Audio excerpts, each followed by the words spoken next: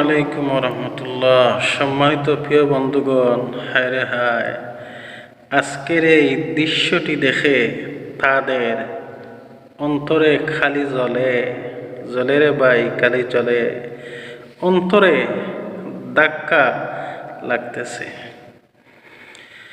শুনেন, অন্তরে ধাক্কা লাগার কোনো বিষয় নয়।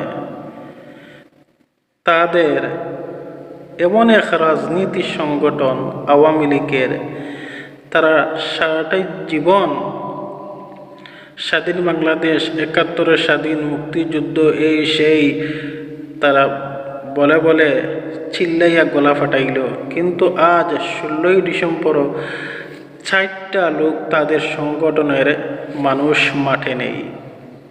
এর মানে স্পষ্ট, তারা প্রকৃতপক্ষে এদের অন্তরে দেশপ্রেম নেই। ওরা সবাই ক্ষমতার লোভে পাগল। প্রকৃতপক্ষে দেশপ্রেমিক তারা কোনো সময়ও মরণের ভয় পায় না, যেমন দেখিয়ে দিয়েছে আমাদের আবু সাইদ ভাই এবং উসমান হাদি ভাই। দেশপ্রেম কাকে বলে? সম্মানিত প্রিয় বন্ধুগণ, আওয়ামী লীগের আজ ১৬ই ডিসেম্বর গেল, কিন্তু ৪টা লোকও মাঠে নেই। হায় রে হায়, কি অবস্থা! সম্মানিত প্রিয় বন্ধুগণ, বাংলাদেশ জামাত ইসলাম চোখে আঙ্গুল দিয়ে এবার দেখিয়ে দিয়েছে দেশপ্রেম কাকে বলে।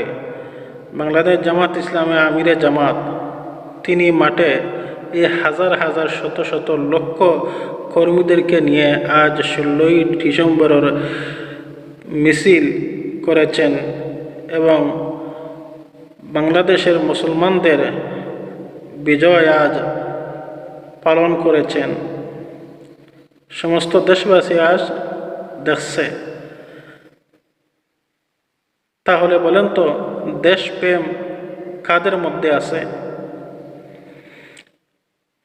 একদাগির অন্তরে জ্বলতে পারে যে এত লোক, এত মানুষের সমাগম আমিরে জামাতের সাথে, কোন দিন নিয়ে আমিরে জামাত এই দেশটা নিয়ে দখল করে নেয়।